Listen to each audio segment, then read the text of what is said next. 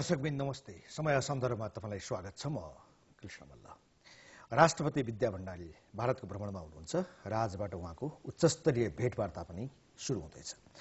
तर जसरी विमानस्थलमा राष्ट्रपति विद्या भण्डारीलाई स्वागत गरियो त्यसका विभिन्न तरङ्गहरू नेपालमा देखिएका छन्। राष्ट्रपति भण्डारीको यथोचित सम्मान हुन सकेन भन्ने टिप्पणी नेपालमा गर्न थालिएको छ। अब यो भ्रमणले ल्याउन सक्ने परिणामहरू के हुन सक्लान् र भोलिको दिनमा नेपाल भारत सम्बन्धमा हामीले के कुरामा होस पुर्याउनु पर्ला त्यसमा आज हामी केन्द्रित हुन गइरहेका छौँ। हामीसँग हुनुहुन्छ विश्लेषक भरत दाहाल।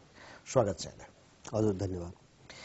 जस्तो अब नेपालको राजनीति, दक्षिण एसियाको राजनीति, यो समग्र विश्वको राजनीतिले नेपालमा पार्ने प्रभावहरूका बारेमा तपाईँका लेखहरू, तपाईँका विचारहरू हामी हेरिरहेका छौँ, सुनिरहेका छौँ। तर अब हाम्रो राष्ट्रपति विद्या भण्डारी भारत भ्रमणमा गइसकेपछि एउटा अनपेक्षित तरङ्गहरू अहिले सामाजिक सञ्जाल लगायत नेपाली सञ्चार माध्यम यो सर्वत्र देखिन थालेको छ। जुन प्रकारले हाम्रो राष्ट्रपतिको त्यहाँको विमानस्थलमा स्वागत भयो, यो सामान्य हो अथवा यसमा केही छ?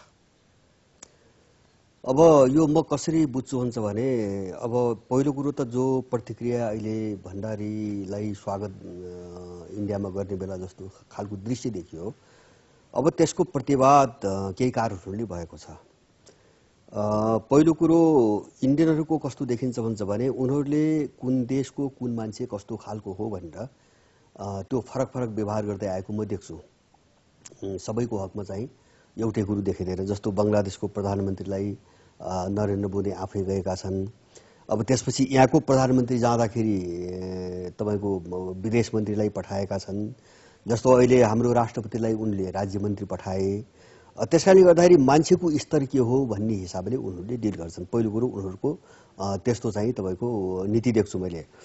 बाहिरबाट चाहिँ औपचारिक उनको नीति जे भए पनि। अब यो मान्छेको स्तर त कसले भनेर? राष्ट्रपति त हाम्रो त हेड अफ द स्टेट होइन, हेड अफ द स्टेट भन्नु भएन। जस्तो हामीले बुझ्नुपर्ने कुरा के हो भन्छ भने, जस्तो यस्ता घटनाहरू प्रतिको चाहिँ कसले अब कस्तो व्यवहार गर्छ, अब कसले कस्तो खालको सम्बन्ध देखाउँछ भन्ने कुरालाई हेर्नुको निम्ति त्यसको केही पृष्ठभूमि हुन्छ, त्यसको कुनै चाहिँ तपाईँको एउटा चाहिँ आधार हुन्छ। उनीहरूले त व्यक्तिलाई व्यवहार गर्नुभन्दा पनि राष्ट्रसँग व्यवहार होइन। राष्ट्र भनेको कस्तो हो भन्छ भने, अब जुन व्यक्ति सत्तामा बस्छ, सत्तामा बसेको छ, राज्यको प्रतिनिधित्व गर्छ, त्यसकारणले गर्दाखेरि उनले त्यस्ता व्यक्तिलाई हतियार बनाएर अब आफूले चाहिँ तपाईँको अपमान गर्नुपर्ने अथवा डोमिनेट गर्नुपर्ने देशहरूलाई उनीहरू माध्यमबाट गर्छन्। जस्तो मैले यहाँ उठाउनु खोजेको कुरा के हुन्छ भने, पहिलो कुरो त 12 बुद्धे समझदारी। मैले भन्छु नि, यो नेपालको चाहिँ यो समस्यालाई बुझ्नुको निम्ति यो जडलाई नबुझिकन हामी कहीँ पनि पुग्दैनौँ। जस्तो 12 बुद्धे समझदारी उनीहरूले गराए र यहीँका सत्तामा बस्ने पटक पटक के भनेका छन् हुन्छ भने, इन्डिया चाहिँ अहिलेको समग्र प्रक्रियाको स्टेक होल्डर हो भनेर यिनले पटक पटक भनेका छन् र यसको स्वामित्व इन्डियालाई पनि उनीहरूले दिएका छन्, इन्डियनहरूलाई दिएका छन्। अब यो मानेमा मलाई के लाग्छ भन्छ भने, नेपालमा जति पनि गतिविधिहरू इन्डियाले गर्छ, जस्ता खालका व्यवहारहरू देखाउँछ, त्यो एउटा स्वतन्त्र सार्वभौम राष्ट्रको हैसियत होइन कि एउटा अधीनस्थ तपाईँको देशको रूपमा उसले व्यवहार देखाउने हो। जस्तो संविधान संशोधनको मुद्दामा हामीले साह्रै नाङ्गो रूपमा देखिरहेका छौँ। उसले सिधै आफ्ना बुदा चाहिँ तपाईँको पठाएको छ, माग राखेको छ, यो चिजमा संशोधन गर भनेको छ। त्यति मात्रै होइन, त्योभन्दा पछाडि तपाईँको आउनुभयो भने पुष्पकमल दाहाल भारत गएको बेला जो 25 बुद्धे अब एउटा वक्तव्य आयो नरेन्द्र मोदीसँग, अब त्यसमा सारा चिज उहाँले वक्तव्य सारा भारतलाई दिनुभएको छ। जस्तो सुरक्षा मामिला, विदेश मामिला होइन, अथवा चाहिँ अन्तर्राष्ट्रिय कतिपय मुद्दाहरूको विषयमा भारतसँग समान दृष्टिकोण बनाएर जाने भन्ने त्यहाँ उल्लेख गरिएको छ। र त्यही वक्तव्य अनुसार नै बलुचिस्तानमा जो घटना भयो, बलुचिस्तानमा विषयलाई लिएर भारत र चाहिँ पाकिस्तानका बीचमा जो गोलाबारी भयो, त्यो विषयमा पाकिस्तानको विरुद्धमा यहाँ वक्तव्य दिने समेत निर्लज्ज काम यिनीहरूले गरिरहेका छन्। त यो सबै चिजलाई इन्डियनले कसरी हेर्छ मैले भन्न खोजेको, जब उनको अधीनस्थ एउटा कर्मचारी अथवा कुनै प्रदेशको एउटा मन्त्री मुख्यमन्त्री को भन्दा बढी हैसियतै यिनीहरूको तपाईँको छैन, अब हामी त्यो हैसियतभन्दा माथि छैनौँ भनेर यिनले लिखितम जब गर्छन् भने, अब यिनीहरूले पठाउने राष्ट्रपति प्रधानमन्त्रीलाई उनले कस्तो व्यवहार गर्ने हो त्यो सबैले बुझ्ने कुरा हो। यी विषयवस्तुहरूमा भारतको चासो रहने हो, नेपालको भूमिकाप्रति उसको चाहिँ असन्तुष्टि हो भने त उसले यी व्यवहारहरू प्रत्यक्ष देखाउनु पर्ने नेपालको कार्यकारिणीलाई हो। होइन राष्ट्रपति भनेको जस्तो देशको एउटा हेड अफ द स्टेट भयो होइन, एउटा सिम्बोलिक रूपमा सांकेतिक रूपमा त तपाईँको देशको मुख्य मान्छे त राष्ट्रपति हो। अब त्यसले चाहिँ त्यो सङ्केतको अर्थमा धेरै ठुलो प्रभाव पार्छ। होइन प्रधानमन्त्रीलाई पनि देखायो कि भनौँ, जस्तो तपाईँको बङ्गलादेशको प्रधानमन्त्रीलाई लिन चाहिँ नरेन्द्र मोदी आफै जान्छन् र यहाँको प्रधानमन्त्रीलाई लिन चाहिँ तपाईँको विदेश मन्त्री पठाउँछन् भने अब बङ्गलादेश सरह पनि उनीहरूले चाहिँ तपाईँको महत्त्व नदिएको अथवा त्यो स्तरमा पनि नराखेको त्यो सबैले बुझ्न सक्ने कुरा। सरासर यो अपमान हो त्यसो भए। होइन त्यसमा शङ्कै छैन। जस्तो चाहिँ जब व्यवहार मलाई के सम्झना छ भन्छ भने गिरिजा प्रसाद कोइरालालाई एयरपोर्टमा लिनको निम्ति मनमोहन सिंह आफै आएका थिए होइन, काङ्ग्रेसको सरकार थियो, मनमोहन सिंह आफै आएका थिए, त्यो पनि हामीले देखेका छौँ। अब प्रचण्डलाई लिन सुषमा स्वराज आएको पनि हामीले देखेका छौँ। त्यसकारणले गर्दाखेरि अब त्यो अन्तर किन देखा पर्यो त होइन, जस्तो पुष्पकमल दाहाल र गिरिजाको बिचमै त्यो अन्तर किन देखा पर्यो त भन्दाखेरि अब गिरिजा सापेक्षतामा है तुलना गर्दाखेरि गिरिजाको व्यक्तित्व अलिकति तुलनात्मक रूपमा चाहिँ तपाईँको स्वतन्त्र भयो, सापेक्ष रूपमा अलि स्वतन्त्र भयो। र पुष्पकमल जति चाहिँ बाँधिएका थिए, जस्तो 10 वर्ष उन लिएर आके पाले, सहयोग गरे, लडाए, भिडाए, सारा चिज गरे। अब त्यसप्रति त अब त्यो व्यक्ति कस्तो व्यक्ति हो, अब त्यसप्रति कस्तो खालको सम्मान गर्ने, कुन स्तरको सम्मान गर्ने, त्यो त सबैले बुझ्ने कुरा हो नि। तर नेपालभित्रै पनि दुईटा व्यक्तिहरूको बिचमा यो अन्तर हामीले देखिरहेका छौँ।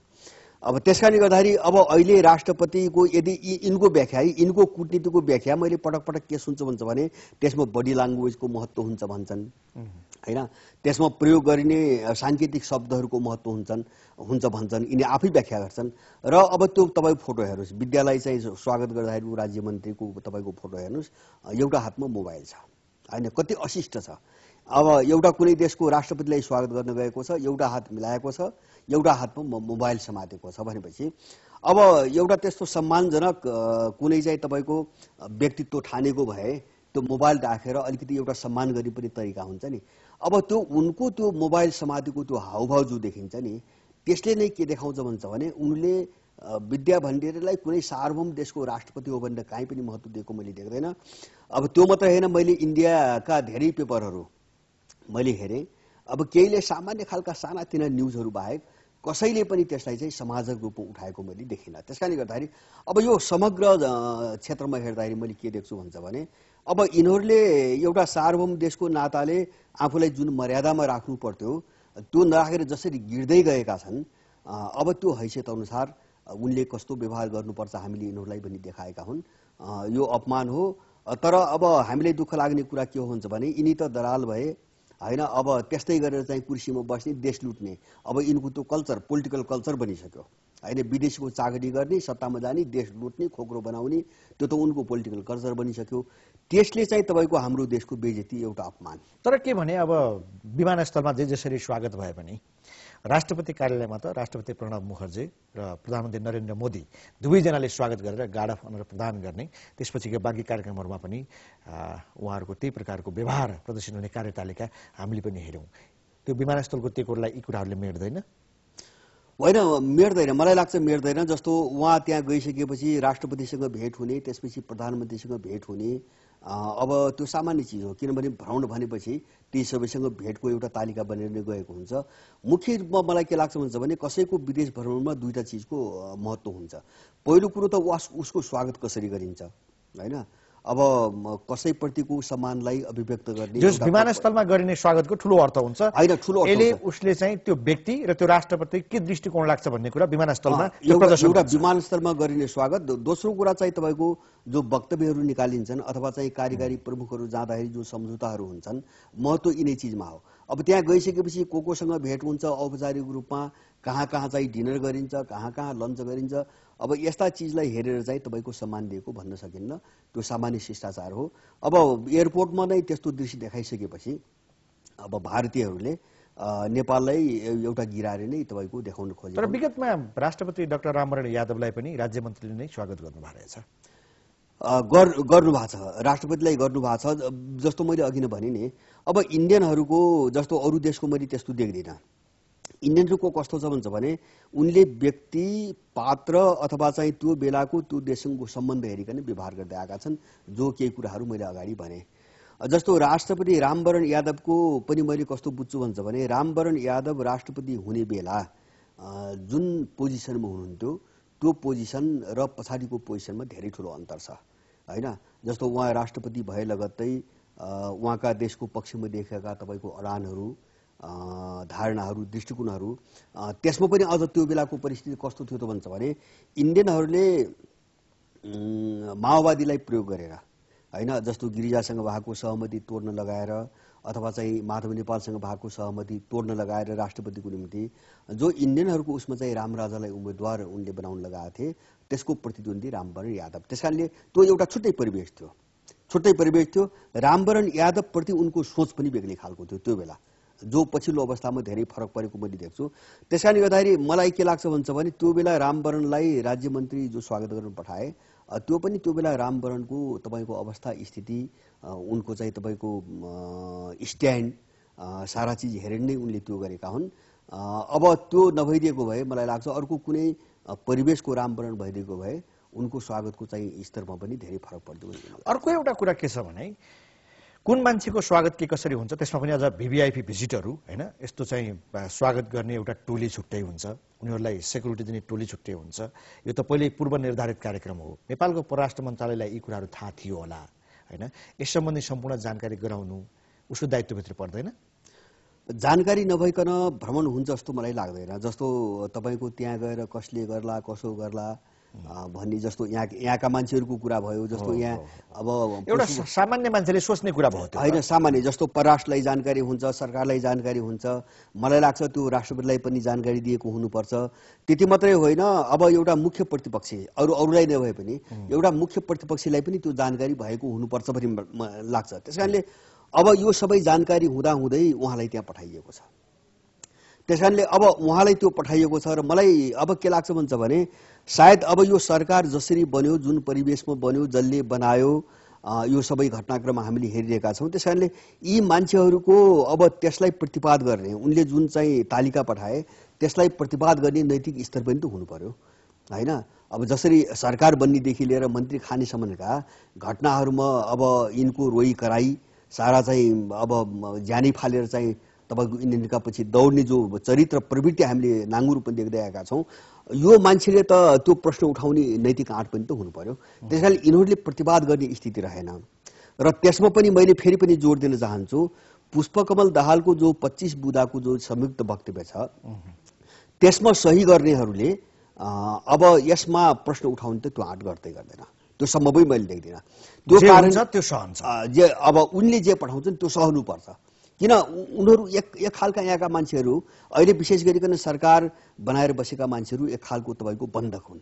उनले एउटा शर्तमा जबरजस्ती स्थापित गरिदिएको हो, हाम्रो यो कुरो चाहिँ लागू गर्नुपर्छ, यो कुरो मान्नुपर्छ भनेर जबरजस्ती स्थापित गरिदिएको हो। त्यसकारणले गर्दाखेरि उनले त्यो मान्नै पर्छ, नमाना दिन यिनलाई अप्ठ्यारो पर्छ। एउटा अलिकति विश्लेषण, अलिकति परिकल्पना सहितको एउटा प्रश्न छ। मैले सामाजिक सञ्जालहरूमा देखेको प्रतिक्रियाका हिसाबमा तपाईलाई यो प्रश्न गर्दैछु, किनभने सामाजिक सञ्जालमा अधिकांश सर्वसाधारणका मध्यमवर्गीय मानिसहरूका प्रतिक्रियाहरू जो हुन्छन् राष्ट्रप्रति, राष्ट्रले लिने नीतिप्रति त्यसको महत्त्व रहन्छ। अब राष्ट्रप्रति यो व्यवहार भइसकेपछि कतिपयले भ्रमण छुट्याएर अब फर्किँदा उचित हुन्छ भन्ने किसिमका टिप्पणी पनि गरिरहेका छन्। यदि त्यसो गरियो भने अथवा त्यो गर्नु जायज छ छैन, यो एउटा उत्तेजना मात्रै हो अथवा अहिले हामीले गर्नै पर्ने कुरा त्यो पनि हुन सक्छ? मलाई लाग्छ यो उत्तेजना मात्रै होइन। जस्तो यो उत्तेजना जस्तो अब त्यो उचित अनुचित त्यो दोस्रो पाटो भयो, छलफलको दोस्रो पाटो भयो।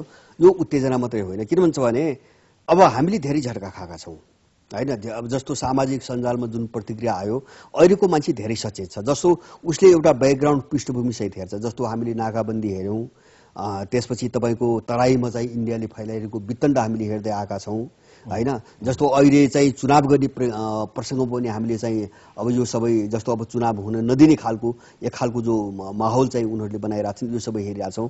यो सबै सन्दर्भमा तपाईको इन्डियाले जो व्यवहार गर्छ त्यसका पछाडि के हुन्छ भन्ने कुरा नेपालले अब सबै बुझ्न सक्छ, बुझेको छ। त्यसैले गर्दाखेरि अब यसलाई मैले अतिरञ्जना अथवा उत्तेजना मान्दैन, यो स्वाभाविक प्रतिक्रिया हो। र अब त्यसमा थप अझ मेरो भन्नु के हो भन्छ भने यति बेला हामीमा जो तपाईको भावना उर्लन्छ नि, देशप्रतिको चाहिँ जो भावना उर्लिन्छ, अब जस्तो कतिपय एउटा दलाल चाहिँ तपाईको कल्चर भएका मानसिकता भएका मान्छेहरूले यसलाई उग्र राष्ट्रवाद भनिरहेका छन्, यसलाई खोक्रो राष्ट्रवाद भनिरहेका छन्। त मलाई के लाग्छ भन्छ भने एउटा अति हुन्छ नि अत्याचार, एउटा अति अत्याचार हुन्छ नि, त्यसको प्रतिरोध तपाईको उग्र नभइकन हुँदैन है। यो सामान्य अवस्थाले चाहिँ प्रतिरोध गर्न सकिँदैन, किन हामी थिचिएका छौँ। अब थिचिएको पक्षले अब यदि चाहिँ थिच्नेलाई प्रतिकार गर्ने हो भने अब एउटा उग्रको प्रतिकार अर्को उग्र नै हुन्छ। अब के हो भने प्रतिरोध त त्यस्तोको गरिन्छ जो आफ्नो समान होला अथवा जसलाई पल्टाउन सकिएला, प्रतिरोध प्रतिकार गर्ने कुराहरू।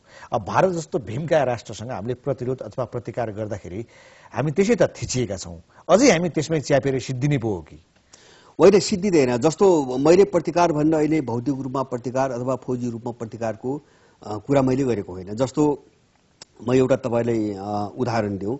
अब नेपालभन्दा साना साना देशहरू, हामी धेरै टाढा जानु पर्दैन, हामी यही मालदिप्सको कुरा हेर्छौँ, हामी यही श्रीलङ्काको कुरा हेर्छौँ। अब भारतभन्दा धेरै सानो हामीले पाकिस्तानकै हामीले हेरिरहेका छौँ, बङ्गलादेशकै हेरिरहेका छौँ, नेपालभन्दा सानो। त्यस कारणले राजनीतिक रूपमा, कूटनीतिक रूपमा अथवा चाहिँ नैतिक रूपमा आफ्नो इज्जत जोगाउनुको निम्ति कुनै ठुलो देश हुनु पर्दैन होइन। साना देशको ठुलो सम्मान छ विश्वभरि। स्विजरल्यान्डको ठुलो सम्मान छ। बेलायत धेरै सानो देश हो, भूगोलको हिसाबले हेर्दाखेरि बेलायत सानो देश हो, जापान सानो देश हो। अब यसमा सानो ठुलो भन्ने कुरा भन्दा पनि अब यसमा चिज के हुन्छ भने मान्छेको चाहिँ तपाईँको कल्चर के हो भन्ने कुरा हो होइन। मान्छेको विचार के हो, स्कुलिङ के हो, कल्चर के हो भन्ने कुरा हो।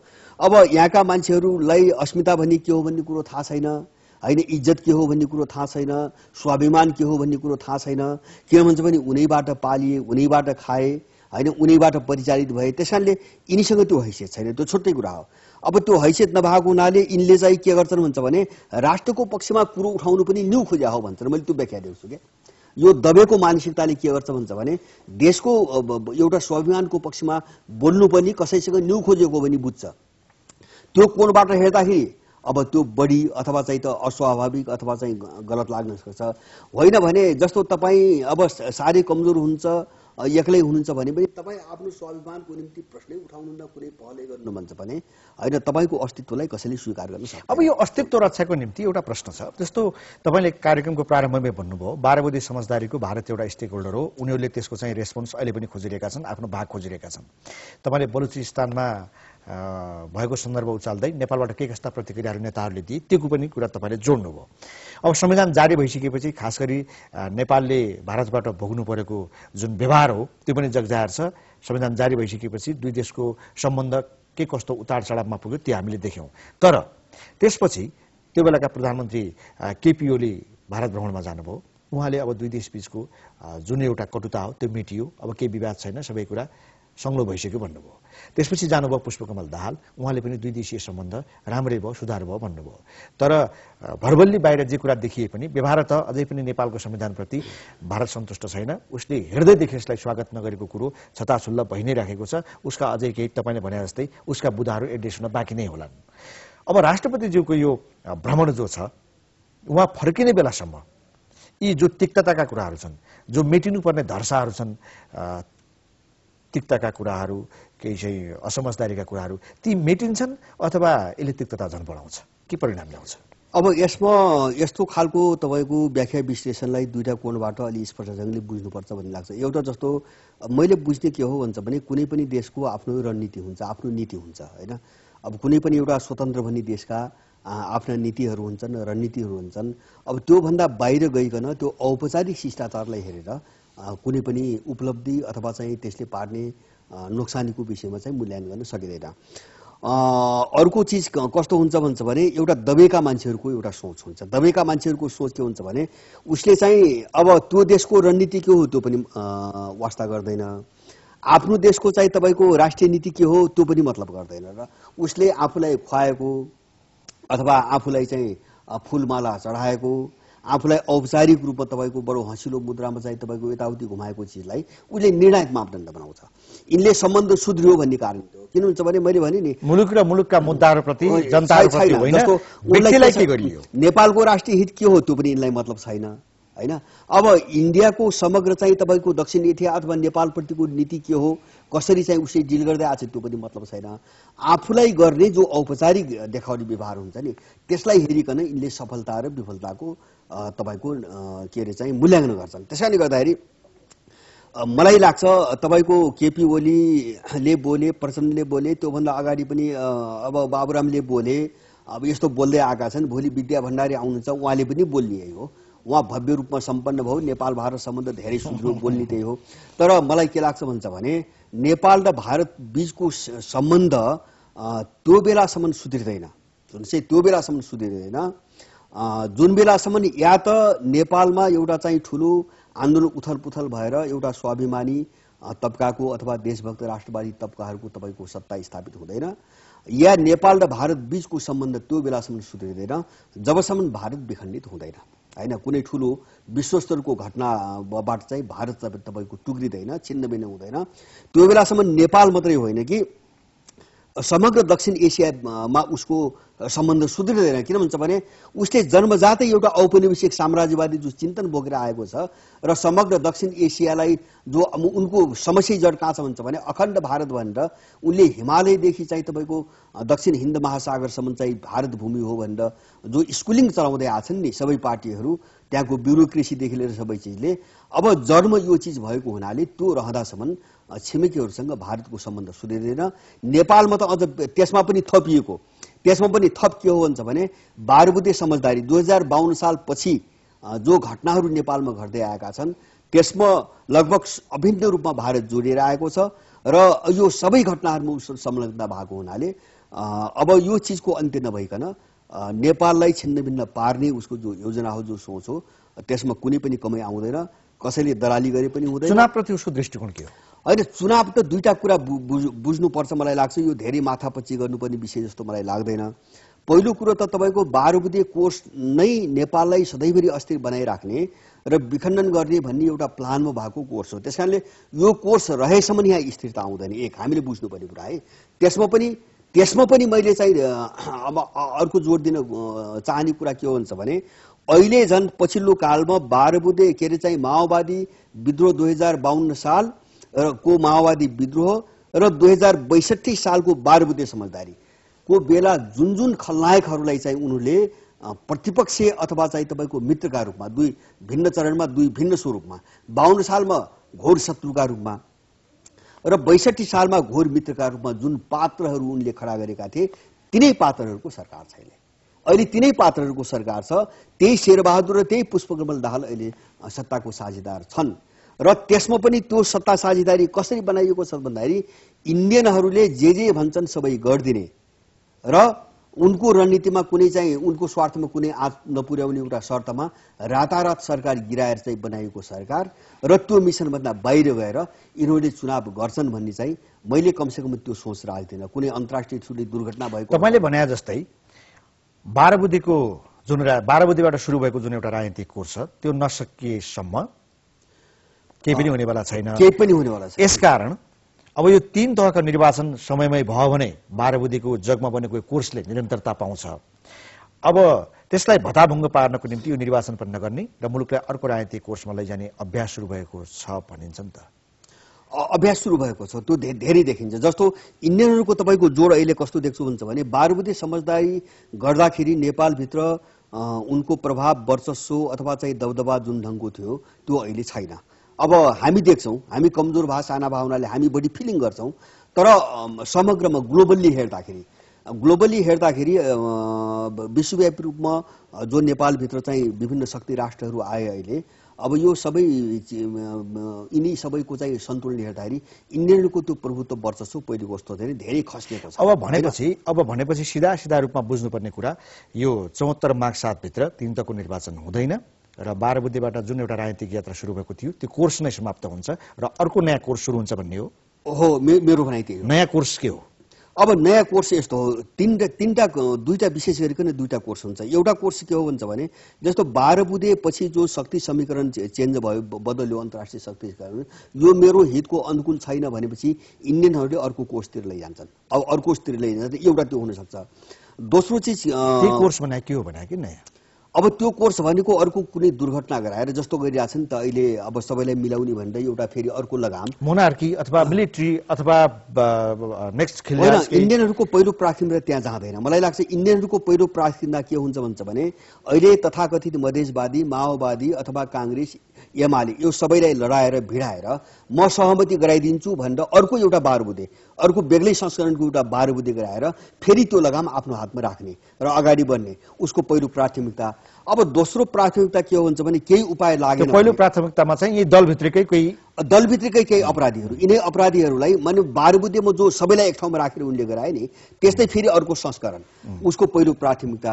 दोस्रो प्राथमिकतामा उनीहरू चाहिँ जस्तो अहिले बेबी किङ जो पहिलेदेखि भन्दै आएको थियो नि, त्यस्तो कुनै अवसरमा खेल्न सक्छन् यदि चाहिँ अन्तर्राष्ट्रिय शक्ति सन्तुलनले पहिलो प्राथमिकता उनलाई जान दिएन भने उनीहरू दोस्रो प्राथमिकता खेल्छन्। र मलाई लाग्छ त्यसमा पनि ज्ञानेनलाई होइन, उनीहरूले बेबी किङको कुरा लिएर त्यहाँ खेल्न सक्छन्।